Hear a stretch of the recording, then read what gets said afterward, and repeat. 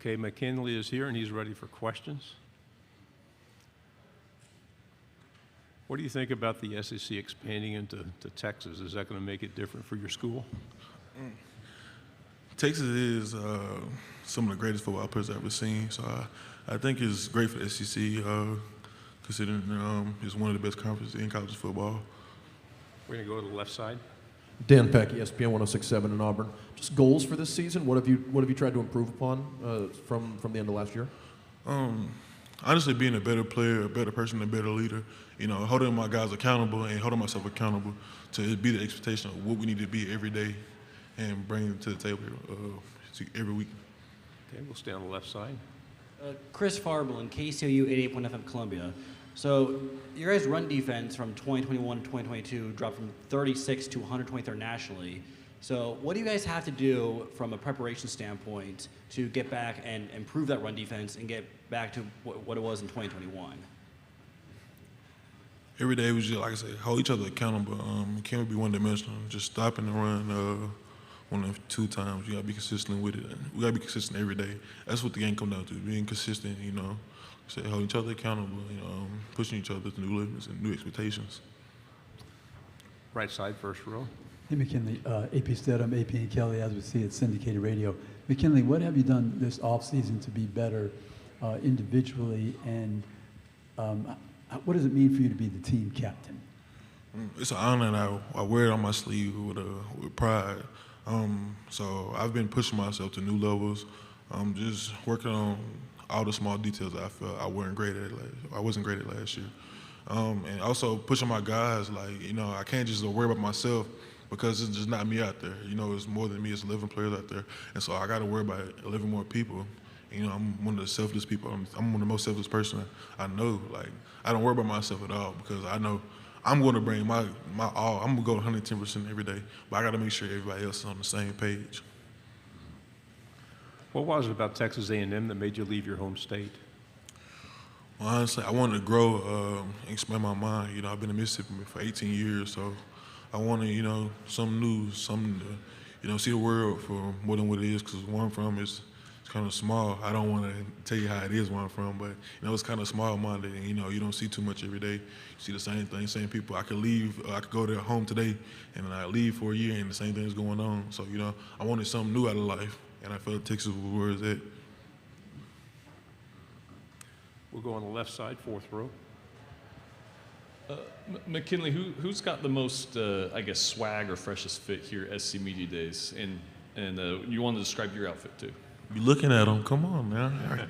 I came Gucci down, suit from Men's Warehouse. I thank my school for this, but you know, I try to look pretty nice for y'all. You know, one of the cameras on me. I'm not too big on the cameras, but you know, they found me though. Go on the right side, front row. AP Stedham, AP and Kelly, as we see at syndicated radio. McKinley, what was the difference for you in the LSU game and the team? You know, they're a top-ranked team, and you beat them at the end of the season as opposed to earlier in the season. You had trouble with some opponents that you were supposed to beat, but fell short. Honestly, it was a complete game of complimentary football. We got threes now, and offense went down the field and scored. You know, we got to be consistent with that. Like I said, the game comes down to consistency. How consistent can you stop the run and rush the quarterback and get knocked back and you know, contain rush lanes in order to put the offense in good field positions to score. So I feel like that's the main thing. We got to be complimentary to one another. You know, just do our jobs. Left side, front row. So your teammate Walter Nolan was the top defensive line prospect in the 2022 class, played some last year. I was going to ask you, since the end of last year, where has Walter improved, and how do you expect him to contribute in 2023? He's improved tremendously, and honestly, he's nowhere near his peak at all. He's still on the incline. You know, I'm more excited. Y'all gotta see what he's gonna be. You know, I feel like we call him in the locker room, we call him a unicorn because he's so, like, his body type is different, but like he can do it all. So he's one of the most tremendous players I've ever seen, one of the greatest talents I've ever seen playing this game from high school to the collegiate level. And I played against some amazing guys, skilled players included. He's one of those tremendous athletes. Like I said, he's a unicorn. Stay on the left side, second row. I'd love to know about the unity in the locker room last year at the most difficult times in the season, and sort of how it stayed together and how you guys kept fighting. Well, there were times where it was ups and downs. Of course, there's going to be that, but like how we come together and commemorate to one another, and just like I said, hold each other accountable. So dealing with those losses, at times we didn't handle our business the way we should have. We didn't conduct ourselves the right way. But it falls back on a lot of things like leadership, and like I said, I feel like this year is one of those. Well, this was one of the things we worked on this past offseason, especially myself. Like I said, being selfless and pushing others to be more than what they expect themselves to be, because there's no limit to what you can be.